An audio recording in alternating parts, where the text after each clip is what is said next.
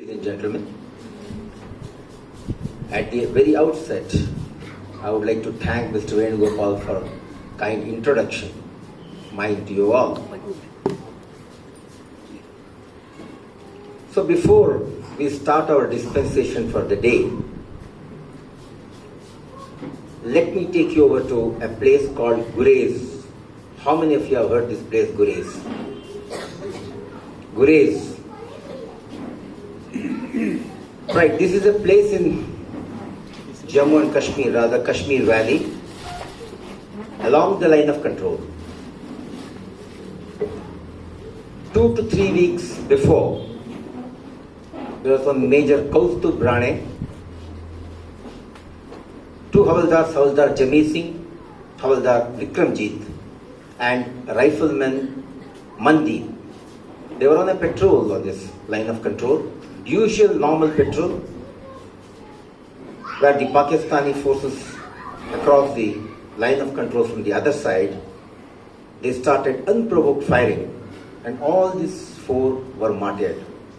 Possibly their pyre and funeral pyre still are not dosed. Likewise, we had Major Atul, Major Aditya, Major Akshay Girish, along with the troops. All have been martyred in Jammu and Kashmir.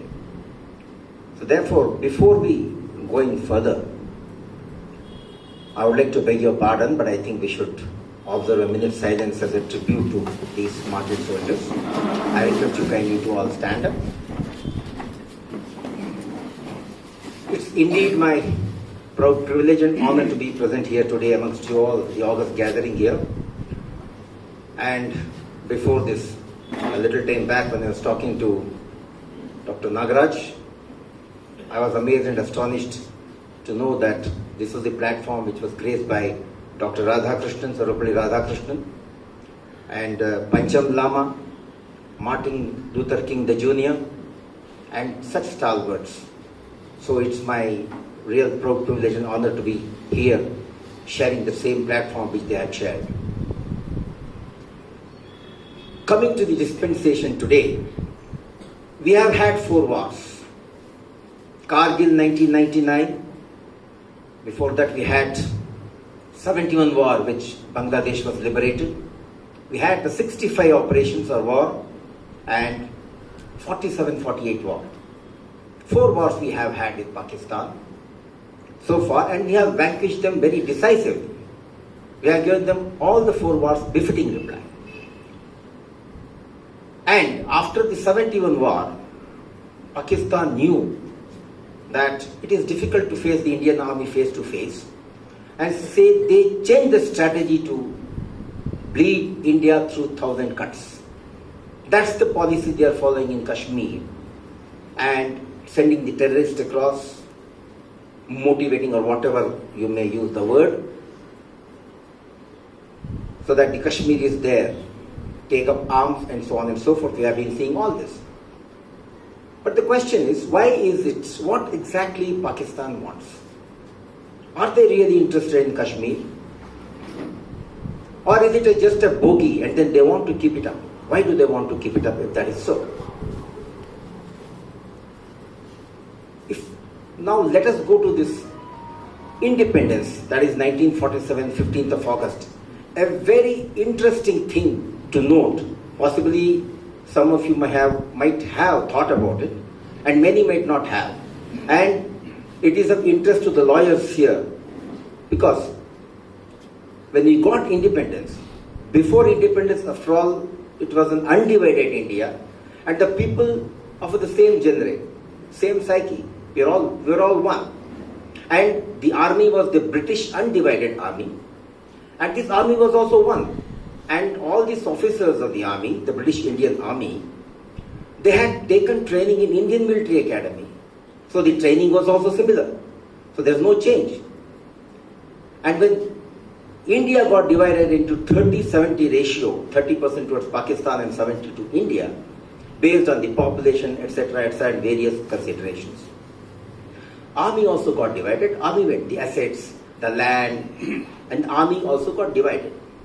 Now, if you look at the situation, today if you see, army is supreme in Pakistan. Nothing moves without the permission of the army chief. There's a joke going around which they say that the Prime Minister of Pakistan, if he's to breathe n number of times a day, if he has to breathe little extra, he has to ask the permission of the army chief. So the situation is so bad. So everywhere, the army has entered into the political arena there. Now, contrast this with India. India has got a very mature army which is subservient to the political system in the country. Both being of the same class. After all, it was a cut of the same cloth. What is the reason? Why is it? It's a point to ponder. But then, a lot of study has been done on this. If I have to speak on this, it's a different topic in itself, 1.5 hours. But what I'll do is, the essence of it, I'll try to bring in here in between my talk as to why they went into that situation and how are we in this situation. So understand the tussle or the problem and issues between India and Pakistan. If I ask, possibly there are some veterans here who would have seen the independence, they may know about it. But then if you ask today's generation, I have asked during my talks, I have asked them, what do you think is the problem between Pakistan and India? The answer is very simplistic answer which we get. The answer they give is that no, Pakistan wants Kashmir and India is fighting because Kashmir is a part of India, so therefore that is the trouble. No, it's not. But why does Pakistan want Kashmir? So we need to understand these dynamics. We need to go into the past. We'll start from the past, gradually come to the present, and we'll also discuss the thing or one of the thought which we all have in our mind is there a solution to the India-Pakistan relations or the problems? Will there be a lasting peace between India and Pakistan ever? I consciously use the word ever. So for that, let me take you back to the history. Pre-1947, in fact, I'll take you back to even 11th and 12th century. That's the time when Khilji attacked, as Muslim or Mughal invaders attacked us. He was the first person who attacked India as an invader. And after that we had Humayun, Babur and series of Mughal rulers which were there. And they ruled us in a total tyranny and absolute cruel way they ruled. In fact, to quote, we all know S.S. Bhairappa, the great author, great writer. There's a book called Avarana, which many of you would have read. And in that, he makes a statement, a connection there. He says, and then by the way, when we say S.S. Bhairappa, it is just not fiction. He does a lot of historical research before he writes a book. There are a lot of historical facts in that book. So he writes that when Muslim rulers, when used to go on the road, and when they had to spit, they would not spit on the road. They would look for left and right and see a Hindu, and they would spit in his mouth. And that person had to swallow that spit without showing disgust and disappointment on that. Why do I say that? And in the same process, we found that women were raped. And that's the time when Sati started and women started disfiguring themselves so that they don't become an object of lust for these Muslim rulers. Why I am saying all this is 800 years we were ruled by these Muslim rulers. And in that process, in the 800 years, we became totally subdued and meek. One. And secondly, there was no unity amongst us. There was no unity because of fear, not otherwise. And before partition, we all know that India was just a congregation of 565 kingdoms, various kings. And these kings also took advantage and they were in their own cocoon, ruling their own subjects, and they wanted to get more and more space. They would take the help of Mughals, and they would take over that area. And that's what happened all these 800 years. And when 800 years later, Britishers came to India in the garb of East India Company. And that was the time when we had great leaders like Mahatma Gandhi, Subhash Chandra Bose, Sardar Patel, and the long list. These were the people who awakened India, who united these Hindus and Indians to fight against the British. Till that time, we were all in slumber. So therefore, we say that they are really, really great people like godlike. We didn't have such leaders before, these people, to get these people together. It was something like, every Indian at that time had inside boiling, but there was nobody to bring them together and then raise them up, awaken them up. And that's what they did. And then, in 1946, around, Britishers came to know that it was difficult for them to continue in India. And in 1946, and there's a little interesting anecdote here. We all say that Gandhiji, because of Gandhiji, we got the freedom and he was the only soul responsible. Absolutely no. In fact, in one of the biographies on Gandhi, he himself says that I think that my non-violence movement is failing, it's not helping.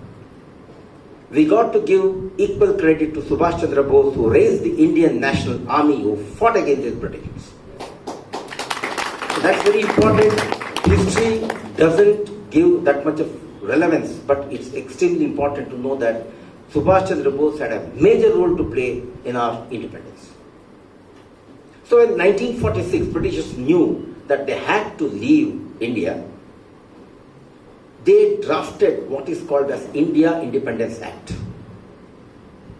And that draft was enacted in London, in the House of Commons, not in India. In that India Independence Act, they introduced 3 clauses and 3 dangerous clauses, and one was the most dangerous clause they introduced. These 3 clauses, first clause said that any kingdom which wants to be a part of India shall become a part of India. Okay, fair enough. Second clause they introduced was any kingdom which wants to be a part of Pakistan shall become a part of Pakistan. Right. Even if they had stopped here, fine. But they introduced the third most dangerous clause. They said that, however, if any kingdom doesn't want to be a part of either India or Pakistan, can remain independent. But why did they introduce this clause? What was their game plan? They had a real game plan behind introducing this clause. What they thought was some kingdoms would definitely be there which would neither want to be a part of Pakistan nor want to be a part of India. And they also knew that these small kingdoms tucked inside a big country like India or in Pakistan will not be able to survive. They will be subsumed by one of these countries. So if that happens, the kingdoms would again ask for the help from Britishers. Once again, this becomes an entry into coming to India. But Sardar Vallabhbhai Patel, the nation needs to ever remember him. He came to know about this game plan and he started getting the access done for all the kings. He started going to each and every kingdom and getting the accession treaty signed. But as we neared the Independence Day of 1947, 15th of August, a few months before, there were still 5 kingdoms which did not take any decision. The first was Junagadh. Junagadh is in Maharashtra and all people speak Gujarati and we are very mild and a lot of Hindus. It was ruled by a Muslim prince, Muslim king. And finally he said that if I want to be a part of any country, I would like to be a part of Pakistan and not India. It was illogical because the people of Junagadh wanted to be a part of India. There are many Hindus. And secondly, even if he had wanted to become a part of Pakistan, it was a coastal area and sea separated from Pakistan almost hundreds and hundreds of kilometers. Karachi was the nearest city. It was not logical. So therefore, when the people were forcing him to be a part of India, finally agreed and said, all right, and he acceded to India. Next was the Nizam of Hyderabad. We all know his story. I never wanted to be a part of India or Pakistan, and he said, I want to be a part of Pakistan later. And he had to be mildly coaxed, if I may put in a little simple terms, by Sardar Vallabhbhai Patel, because the people wanted to be a part of India there, and so it became a part of India. Many may not know, Prince of Travancore and Coimbatore did not want to be a part of India or Pakistan. But then they saw these two kingdoms falling off and rather becoming a part of India. They also acceded to be part of India. That left us one state, Jammu and Kashmir. Raja Hari Singh was ruling that kingdom at that time. He did not want to be a part of Pakistan, neither he wanted to be a part of India. It was very clear. And he said, I want to be independent, like he thought that in all the fairy tales we see, that the king lived happily ever after, and so on and so forth. And he did. And in spite of Sardar Vallabhbhai Patel going to him and telling about the circumstances and so on, so forth, he refused. And the people also thought that it's good to be not a part of India or Pakistan, let us be independent. So therefore, contrary to many of us thinking otherwise, on 15th of August 1947, Jammu and Kashmir was not a part of India. Many of us mistake and say that, they ask me questions, that, look, you say that Indian army is exceedingly good. When 1947 Pakistan attacked India, why didn't we push them back? They don't know, they did not know that as on 15th of August 1947, Jammu and Kashmir was an independent state, or I can say independent kingdom. So if it's an independent kingdom, India has no right to just go to any country or any sort of a kingdom and then start helping them until they ask. It's something like if China attacks Sri Lanka, we just cannot enter Sri Lanka and start supporting Sri Lanka until Sri Lanka asks our help. So that was the situation. So by 15th of August, we had our democracy in place, in the sense that we had stalwart leaders like Nehru, we had Gandhiji, we had Sardar Vallabhbhai Patel, Ambedkar, and so on and so forth, and good caretaker government was already here in India, taken care of. And that's why Sardar Vallabhbhai Patel was the Home Minister at that time. Now, I take you to Pakistan. What happened in Pakistan after the independence? Jinnah was one tall leader there, and except Jinnah, all other small leaders, not much of consequence. And Jinnah, before the partition, had a dream that Hyderabad, Junagadh and Jammu and Kashmir will accede to Pakistan. It was not to be. And he had a dream, as Tariq Zakaria says in his book. He says that Jinnah had a dream that he would ride in triumph into Kashmir, being his own area. He had that dream. And it's also surprising for you all to know that Jinnah was more secular and democratic than most of our Indian leaders, as per Tariq Zakaria's book. He wanted to put a good secular democracy in the country, but he was opposed by the then bureaucrats and the people surrounding him. They did not allow him. Shortly afterwards, he died, and the government of the day at that time, they thought that it is an excellent time to attack Jammu and Kashmir and make it as a part of Pakistan. Why? Because Hari Singh is very weak. A small kingdom, small army. India is not going to support. India is already separated. They are not become a part of India. So therefore, it's the right time. So second week of October 1947, the Pakistani army, along with the tribals and Lashkars, attacked Jammu and Kashmir. So India was just twiddling the thumbs and doing nothing because we could not do anything there. We could not enter Jammu and Kashmir. So in 4 to 5 days, the wrath of the Pakistan army along with the tribals was so much that in 4 to 5 days, they were almost at the doorstep of Raja Hari Singh. And that was the time Raja Hari Singh shook. He called Sardar Vallabhbhai Patel for help. And then the negotiations took place. The night of 24th October 1947, Jammu and Kashmir acceded to India. So after independence, for 2.5 months, Jammu and Kashmir was not a part of India. This many people do not know this, as the history says. So when the Pakistan attacked Jammu and Kashmir, they called its operation as Operation Gulmarg. And when 24th of night, Jammu and Kashmir acceded to India, Sardar Vallabhbhai Patel sent Indian Army airlifted to Srinagar. And that first platoon which went to Jammu and Kashmir was the 1st Sikh Battalion. One of the best battalions of the Indian Army, well decorated battalion. And when they went there, they pushed these Pakistanis back. But since these Pakistanis were already entrenched there, it took about a month or so, month and a half to push them back. And here I would like to tell you something about the secularism. We see on TV every day the political leaders coming and talking about secularism, but it's all pseudo-secularism. They do not actually talk about, mean anything on the secularism. If you want to see real secularism, you need to see Indian Army. Why? This particular platoon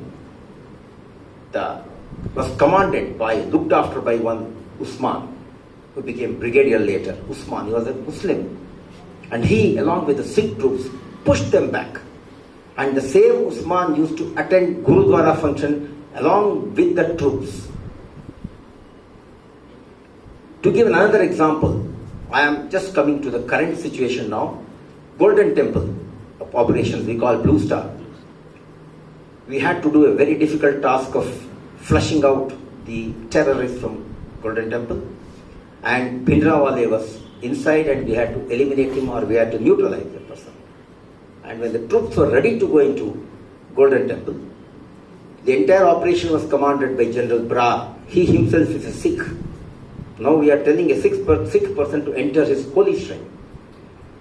And when he went there, in army we are all secular. When he went there, we had lots of troops ready to go inside. He was very much worried when he saw there were lots of Sikh boys, Sikh soldiers standing there. And he was a little perturbed. He thought that he would like to give way out for these Sikh soldiers. If they didn't want to, they could come back. And we could carry out without them. So he asked a question. How many of you are Sikh boys here? How many would you like to not to take part in this operation? All the Sikh boys, they raised their hands up. About 20 to 25 to 30, they raised their hands up. Then he said, it's all right, not an issue. You can come out. And then they said, no, sir, we have something else to say. I said, what? We want to be the first one to go inside. So look at the secularism. Once the task is given to us, that is more important. That objective is more important. The question doesn't arise, is my place, your place, this thing doesn't arise. So likewise, there are n number of examples to show the secularism, how important it is for the army, and it is one of the ethos on which the army functions. Now coming back, the Pakistanis were pushed back by about first week of January. Pakistan was pushed back so much, and they knew that in few days they are going to lose entire Kashmir. And that is the time they ran to United Nations. So here I forgot to tell you one thing. We said that the Britishers, when they put the third clause, however, any kingdom which doesn't want to be a part of Pakistan, this, ladies and gentlemen, was the seed which was sown, which has become a huge tree today. That is the first cause of the problem between India and Pakistan. And now I'll come to the second cause just now. So, when they went to United Nations at that time was just started, not very strong. United Nations met United States, meant. United States President was Eisenhower, and then these people went and requested they want ceasefire, immediate ceasefire. So Eisenhower wrote to Nehru. But the question is, what was the American interest? Why did they want to stop this war? Why did they want to help, or why did they want to intervene in this case? Very interestingly, they were always worried that they want to have some anchor in Southeast Asia to counter China and Russia. They didn't have any base. India, Nehru said very clearly, we are non-aligned. We don't want to be a part of communists, we don't want to be a part of capitalists. We are non-aligned. But today non-alignment is dead. That's a different issue. So that time, Eisenhower wanted some. Then he thought if he helps Pakistan, and Pakistan, we can force them to give them base. And it happened. Pakistan gave the Americans base for a very, very long time to counter China and to keep China at checkmate. He wrote to Nehru, he said very diplomatically, he put it and said that if you desire, we can have it closed down on paper, but he forced him to come onto the United Nations table to have bilateral negotiations between Pakistan and India. And in that, what happened in this bilateral missions? That immediate ceasefire, number one. Second, whatever territories occupied by Pakistan shall remain with Pakistan, and whatever is with India will remain with India. And thirdly, India will never attack Pakistan ever. Pakistan will never attack India ever. This was the treaty, crux of the treaty which was put at that time. So here, the blunder which has been committed, unfortunately, I am sorry to say that by Nehru, even if he had said that I will accept the ceasefire only when they completely leave Kashmir, because Kashmir was a part of India.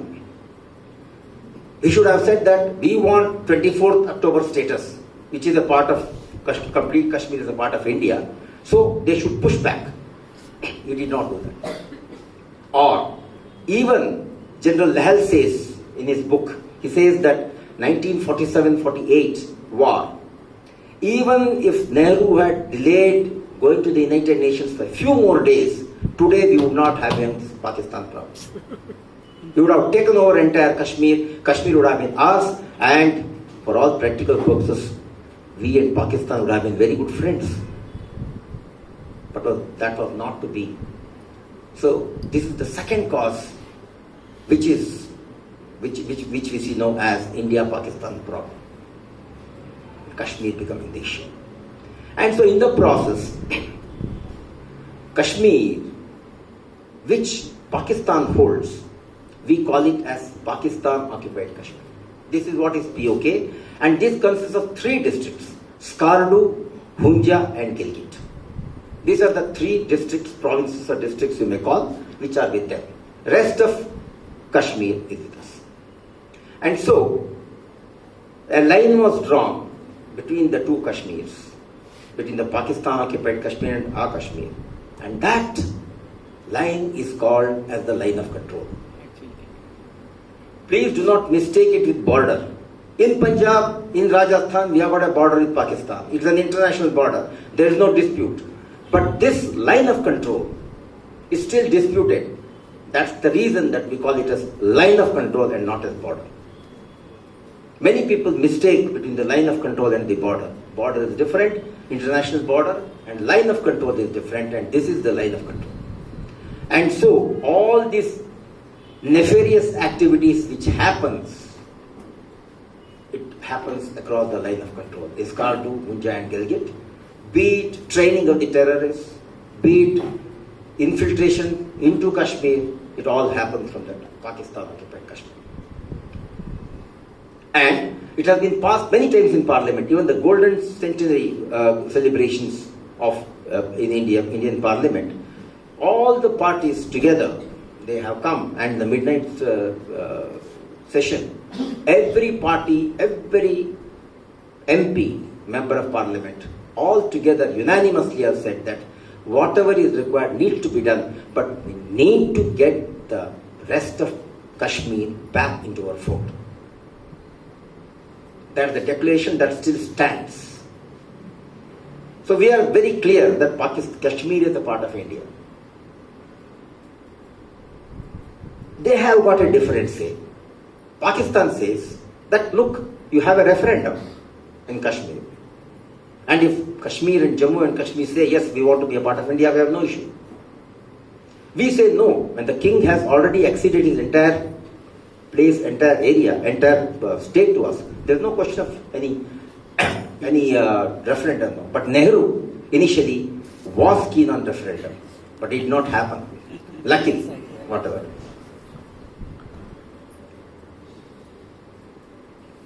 So when we had this 46, 47, 47, 48 issue, this is how it became more and more stronger. The issues became stronger. Pakistan wanted, they call our Kashmir as India occupied Kashmir. They call it as IOK, and we call it as POK and IOK. In the meantime, what happens? The people in Kashmir, specifically, they are getting harassed, unfortunately. After all, what does anybody want? Roti kapda maka? Now in Kashmir, we have been there in Kashmir. It has been my, karma bhumi or whatever you may say that. We have seen, as a normal Kashmiri, we come to know that there are some terrorists. We'll go them and catch hold of this Kashmiri and say, you tell us where they are, and try to get information. They feel harassed. And if they tell where they are, then the terrorists will come and harass them. This is the situation in Kashmir today. And terrorism has taken an upper hand, unfortunately, in Kashmir. We'll come to that later, why it has happened in Kashmir. So we are dealing with this situation because of this particular problem which started, the 2-3 causes which I told you, these have been the causes. Some blunders, some mistakes get committed in the history, but unfortunately it remains there. So, I take you to Pakistan now. What happened in Pakistan? Because we are talking about India-Pakistan relations, we have to see Pakistan now. So we will deal with both the armies. Role of armed forces, both sides, not one side. Pakistan, as I said, that it was a very feudal and provincial place. There were lots of infights. There were lots of different groups fighting against each other. The Muslim League did not get along with Khan Abdul Ghaffar Khan. And therefore, there was unrest in northwest frontier province, Sindh, Punjab, and all those areas there.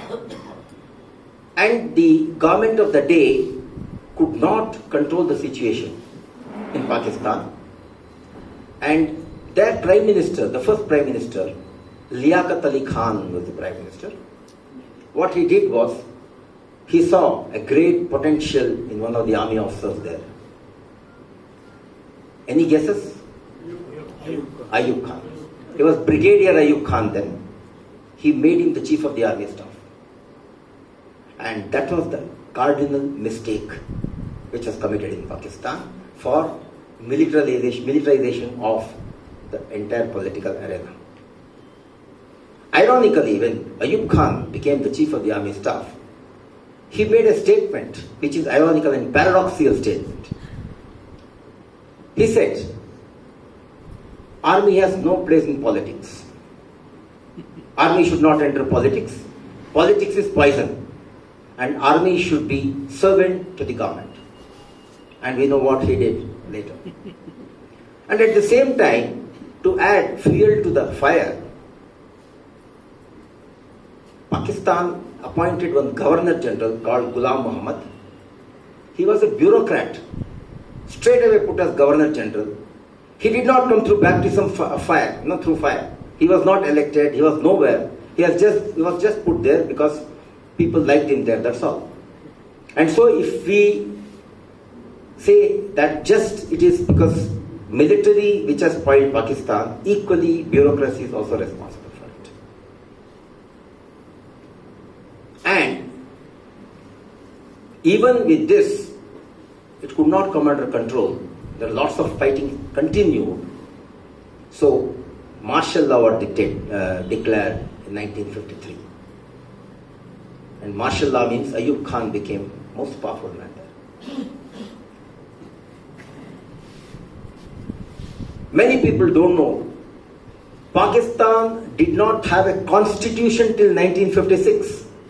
47, they got their independence. There was no constitution in Pakistan. They followed the Government of India 1935 Act, equivalent of that. That was their constitution up to 56.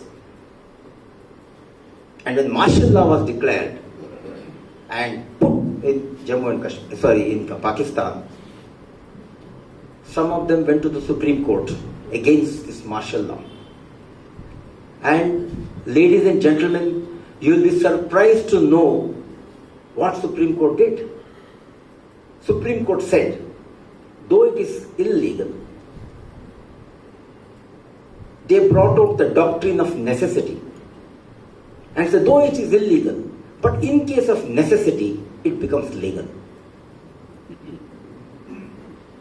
So Supreme Court also became responsible because this particular ruling was suggested every time to bring martial law back in Pakistan.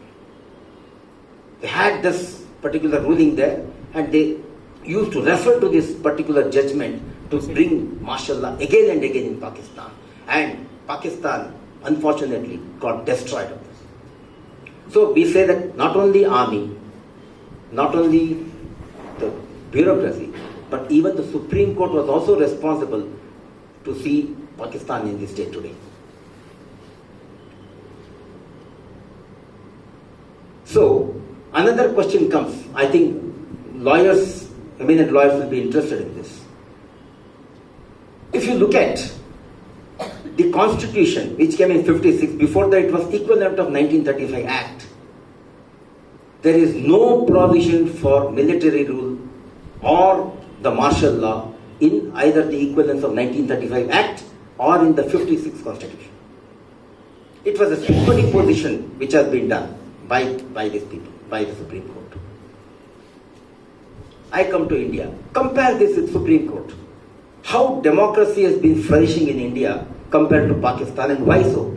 Supreme Court, in a famous Keshavanand Bharti case, they have very specifically said and formed the ruling that the power to amend the Constitution does not include power to destroy the Constitution. This is very clear-cut judgment given by the Supreme Court.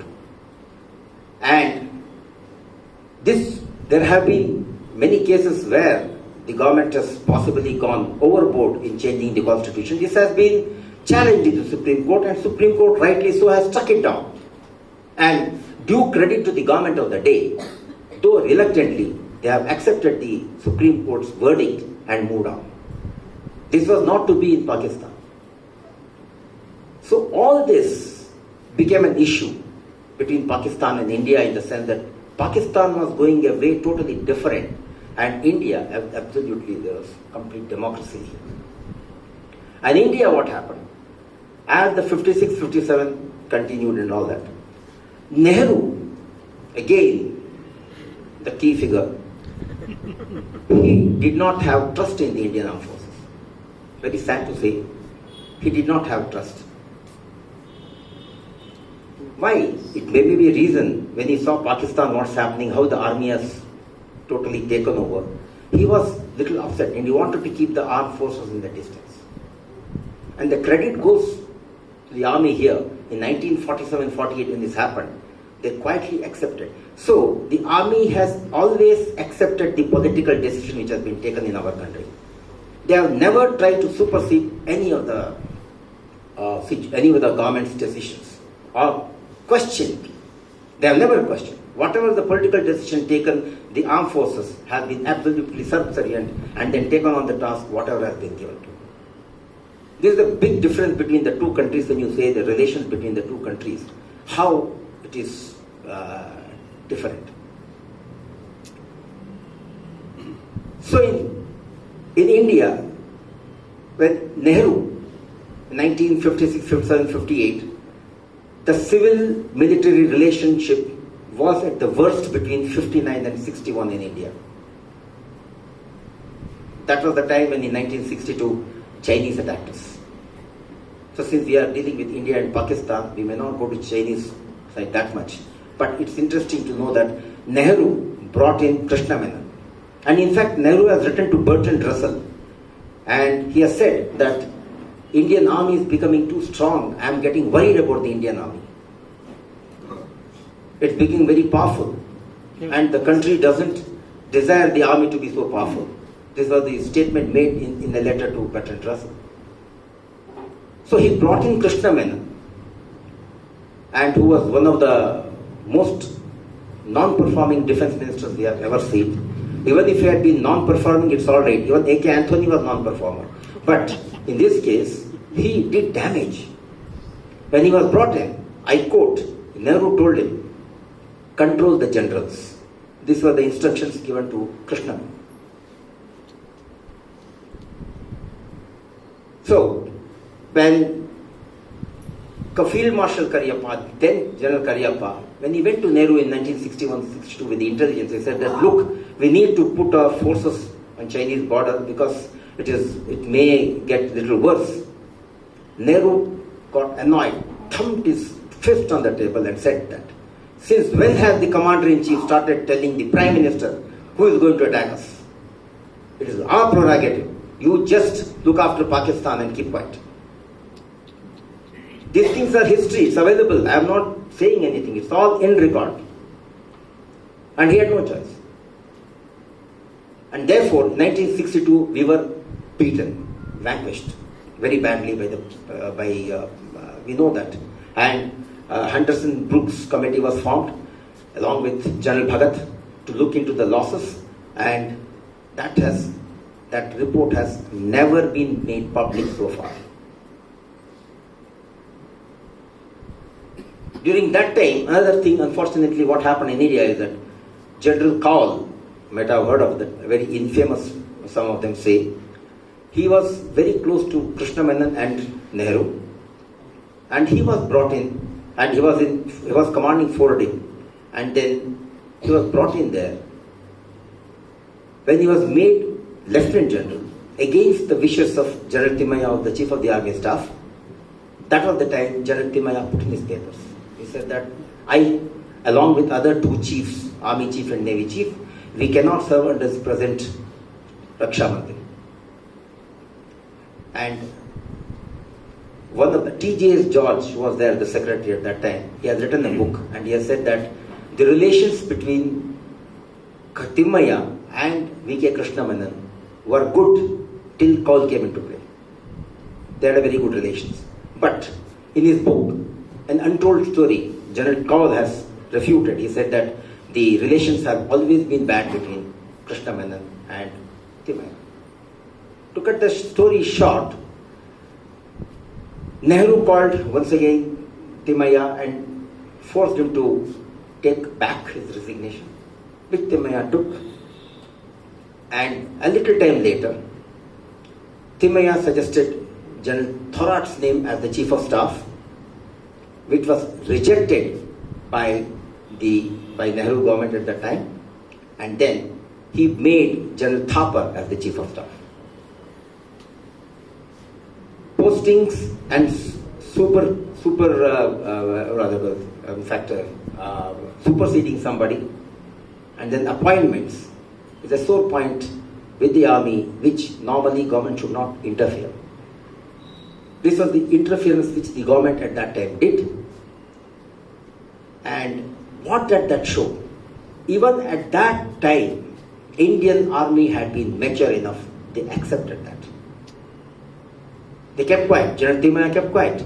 Possibly, he had lots and lots of supporters in the army. Possibly, he could have vociferously, overtly reacted to this.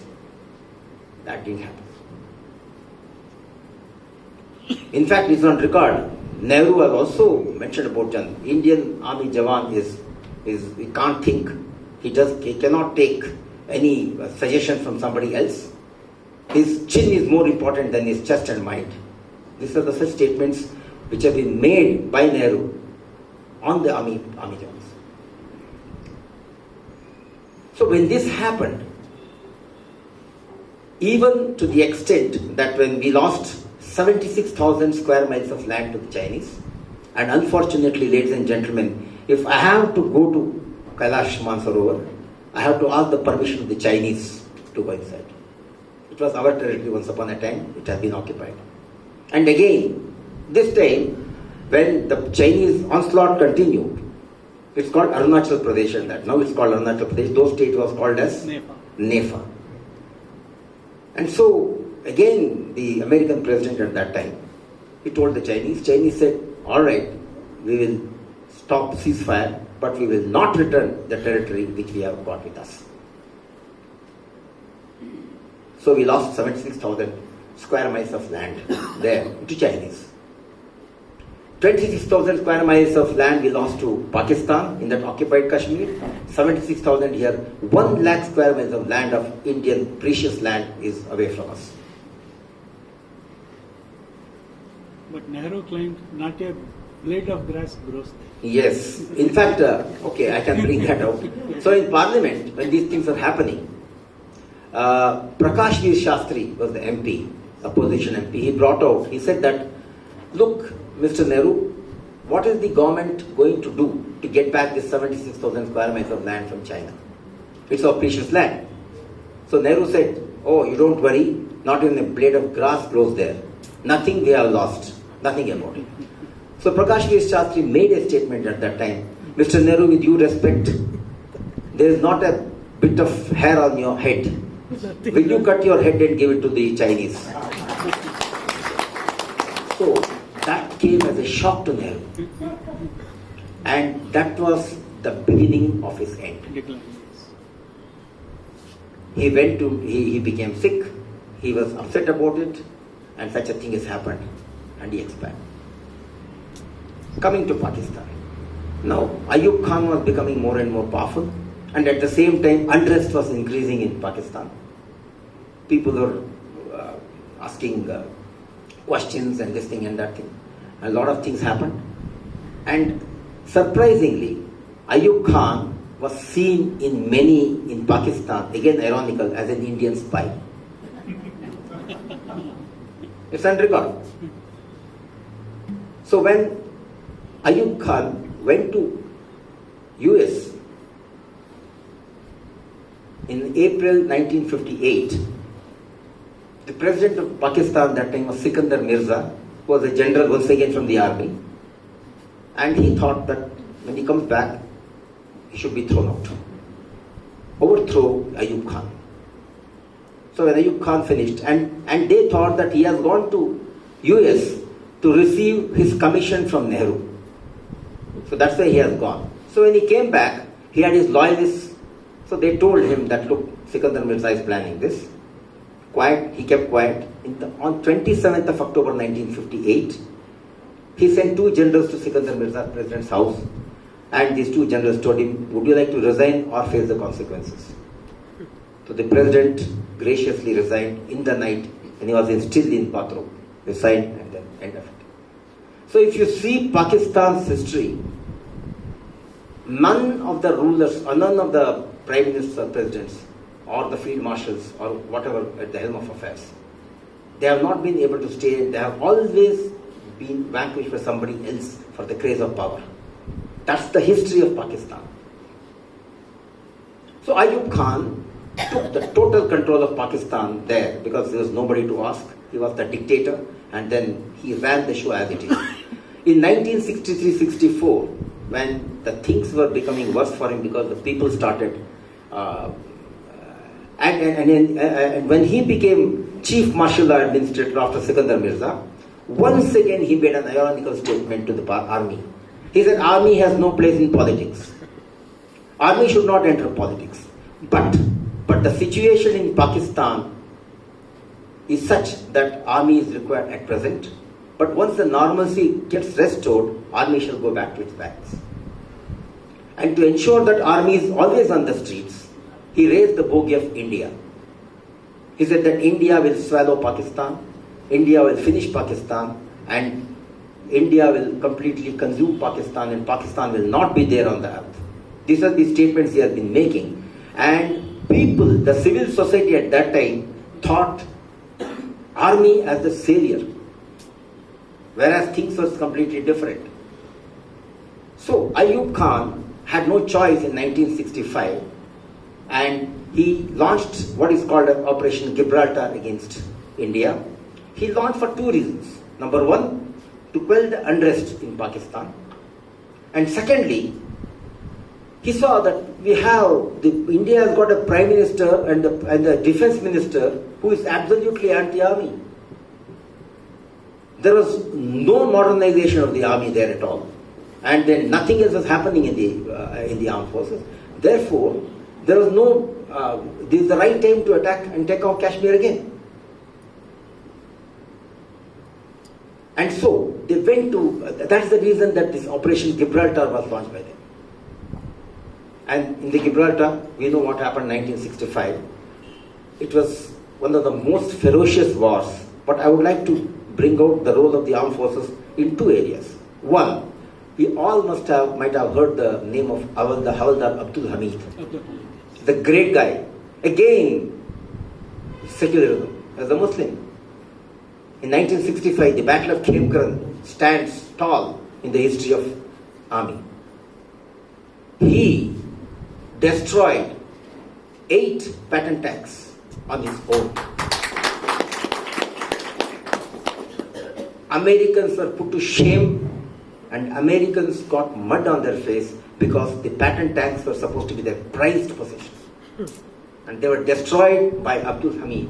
But unfortunately, when he destroyed the 8 tanks, he got killed by barrage of bullets. He got Paramveer Chakra for this. And then even when you go there, now also in that area of Khemkaran, there is a stone which put in his honor. 8 Patton tanks is not a joke. 8 into how many crores? 80 crores, 70 crores. And then that became a graveyard of Patton tanks. And 40 to 45 Patton tanks, all completely gone, destroyed, were there. That's the Battle of Khemkaran is an excellent battle which took place. And another battle called Battle of Dograi. Once again, how important is the objective to the armed forces? For us, the honor is extremely important. And for us, the task which is given, that's very important. So when the Battle of Dograi, when it happened, the 4 Grenadiers, that's the battalion, was tasked to take back Dograi. Dograi was a very pivotal position in that 1965 operations. It was very key area, key post to take over. And at that time, Desmond Hayes was the commanding officer. Lieutenant Colonel Desmond Hayes was the commanding officer of the 4 Grenadiers, or 3 Grenadiers, 3rd Grenadiers. And in his briefing, he told him that this is what it is. So then everything was over. It's very important that a person who is under you understands the objective very, very clearly. And in such cases, when you are going on war and operations, if the soldiers and officers do not understand the objective, there can be a problem. So when he explained, he said, "Aaj sham ka khana 3 Grenadier ka khayega?" They said, Dograi, Dograi. Remember, that was the objective. Go there to Dograi, capture Dograi and have our food there. And to make them understand as to objective is more important than the commanding officer, he asked another question. So Desmond Hayes said, अगर आपके CO साहब को गोली लग जाती है, he was the commanding officer, गोली लग जाती है, तब क्या करोगे? What will you do if I am hurt, if I am injured? There was a stunned silence. And one JCO got up and said, साहब, अगर हमारे CO साहब को गोली लग जाती है, हम उनको अपने कंधे पे उठा के ले जाएंगे, पर रुकेंगे डोगरे पे, खाना हम डोगरे पे खाएंगे. So you see how objective is more important than the person himself. That's how the Indian army functions. And when we were doing this sort of a thing, look at the army where it was involved in Pakistan, which took Pakistan in the way they are today. That's why they call that Indian army is one of the most professional armies in the world. We may not be in terms of equipment and material, but from other kind, guts, determination, courage. Indian army is one of the top 4-5 armies in the world. In fact, we have beaten even German and the UK for I saw one of the reports, but just about 3 months back or 4 months back, it said that the first best army in the US, second Russia, third China, and fourth being India. So when this happened, in 1965 they were beaten. And I don't think I have to tell the story. What would have happened in Pakistan? Any guesses? Ayub Khan's own protege, Yahya Khan, he put him under arrest. Yahya Khan, Ayub Khan lost all his credibility. He was placed under house arrest.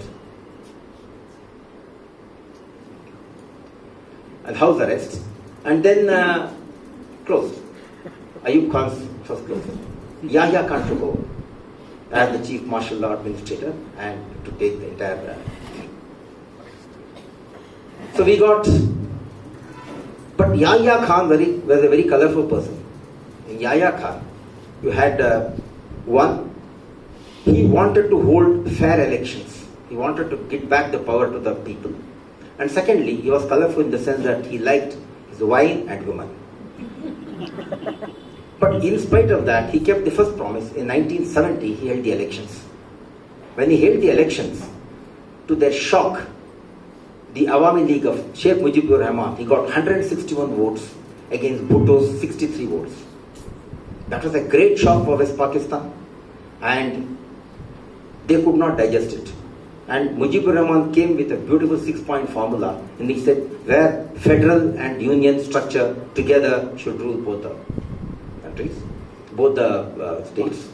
But then it was not to be, and Yahya Khan appointed Yaqub Khan to enter East Pakistan and take action against them to quell their unrest. So when this happened, Yaqub Khan, a gentleman as he was, they say, he made a statement that this is a political solution. Military should not enter into this. So politically it should be sorted out. If there's a defeat, we have to accept it. Word to that effect. Then you know what happened? He was thrown out. Yaqub Khan was changed, and one of the most infamous generals of the Indian Pakistan army, Tikka Khan, General Tikka Khan, was given the task. He went and massacred this East Pakistan when he went there. And then they always thought, the Pakistan thought that they had an India bogey. They thought that entire this thing is masterminded by Indians. When the results have been rigged, Indians are responsible. So to cut the long story short, 71 war was a conclusive war. And then what happened? Yahya was thrown out. Because Yahya Khan could not keep the aspirations of the people. He was thrown out. And when Indian army, I come to India now, Indian army when they entered Bangladesh, look at the beautiful civil-military relationship I want to bring. Indira Gandhi was the Prime Minister. She called General Manekshaw, later Field Marshal Manekshaw, said that, look, we want you to do this, enter East Pakistan. He refused point blank. He said, no, sorry, this is not the right time to do that. It was in April 1971. This is not the right time to do that, because I require a lot of time for me to place my troops. And then it's the month of April, May, it's going to rain. What will happen? Navy will not be able to help me. Air Force will not be able to help me. I won't be able to do it now. No. If it had been Pakistan, what would have happened? The Prime Minister have changed him straight away and put different command. Indira Gandhi respected his, whatever his words. He gave due credit. Then she called him and said, but Sam, I agree, but you know what I want. He said, ma'am, I know what you want, you leave it to me. I will ensure that I will select the place of choice and time of choice. And that's the reason from April, it was postponed to December 1971, and we gave them a befitting reply, taking 93,000 prisoners, which is a record in any war in the world.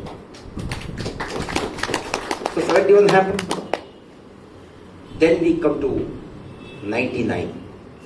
It was the Kargil operations, it was the bloodiest operations which we had. And here, Yahya Khan was thrown out, and Bhutto took command. Zulfikar Ali Bhutto. And Bhutto became the chief martial law administrator. And then he was totally erratic.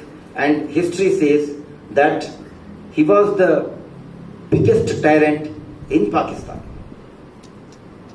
so far, which though People may think that army generals, when they become the chief martial administrator, they will be more tough. But that's why they said that army is much better than the civilian ruler when Bhutto took over. Bhutto was very wary, and then he had the total control of Pakistan. And in 1977, again, he wanted to get an election done. He used the army to send to Sindh to rig the elections. But it was not required. He won as it is quite well. He became so arrogant that he arrested his mentor, Mr. Rahim, and put him to torture. All these things happened in his time.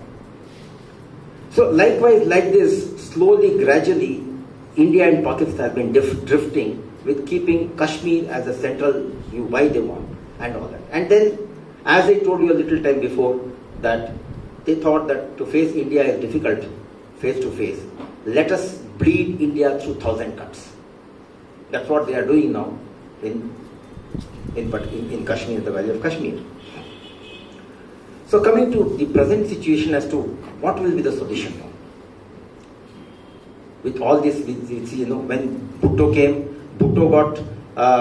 then Zia came in Bhutto's time. Zia became the chief of the army staff. Then Zia put him under arrest. And then because in case of Zia Islamized the army. They allowed him to follow religious practices and all that. Bhutto did not like. When he did not like, he put him under arrest, executed him. And Zia continued. This has been the continuous history of Pakistan. After Zia, we had Parvez Musharraf coming into play with Bhutto as the Prime Minister. Then Benazir Bhutto was there. Ironically, Benazir Bhutto Benazir Bhutto and Parvez and Nawab Sharif, when he came later, they made a statement to the press. They said that we will not use army at all for any political purposes. Army, we shall keep it away. That means, ironically, the evidence is there that army has always been used. That has become very apparent with these particular statements. Then what happened to Miss Benazir? She was in Rawalpindi on one of the rallies. She was shot in the neck and the head and she was killed. Then Parvez Musharraf came on the scene and he was another big dictator and he wanted to remove Ifsar Ali Khan as who was the Chief Justice of Supreme Court. He wanted to remove him. But fortunately, all the advocates came together, they supported him, and Parvez knew that his time was up. And he made a last speech to the nation, bringing out why he is going, but he never talked about a word on democracy. And as all the generals of Pakistan do, he went here to Dubai. So Nawab Sharif now, what happened to Nawab Sharif? Now he is in prison. It has been, now we have got Imran Khan. And Imran Khan, he promised, if India takes one step, we are willing to take 2 steps. He made a statement. But the moment he took, within 4 days, our 4 boys were killed. That's how I started with Gurez. It happened when Imran Khan had already won. So the question comes is, do we trust Pakistan? And I had a chance to talk to Alat, who was the Raw Chief. He was a friend of mine, and we met him in Bangalore once he had come.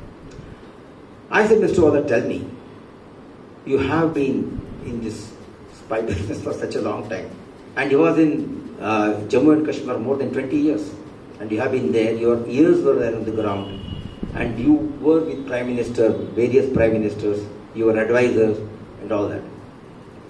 And you know what the situation is actually on the ground. Tell me, what is the solution between India and Pakistan? I asked him this question. He said, General, you have asked me a very difficult question.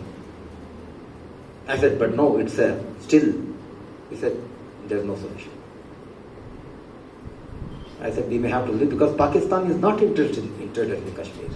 It is interested in the Kashmir to the extent that they want to take revenge that Bangladesh was separated. They want to take some revenge. They won't. Otherwise, there's no interest. And secondly, the Pakistan army is a villain in the piece in the sense that all these generals and army people have got big pieces of land, factories, shares, and they are in the complete business. And they know that if good democratic government comes in Pakistan, they are finished. So army will never allow that to happen. To add fuel to the fire, Pakistan army is now infiltrated with Jaish-e-Mohammed and Lashkar-e-Taiba. They are their soldiers.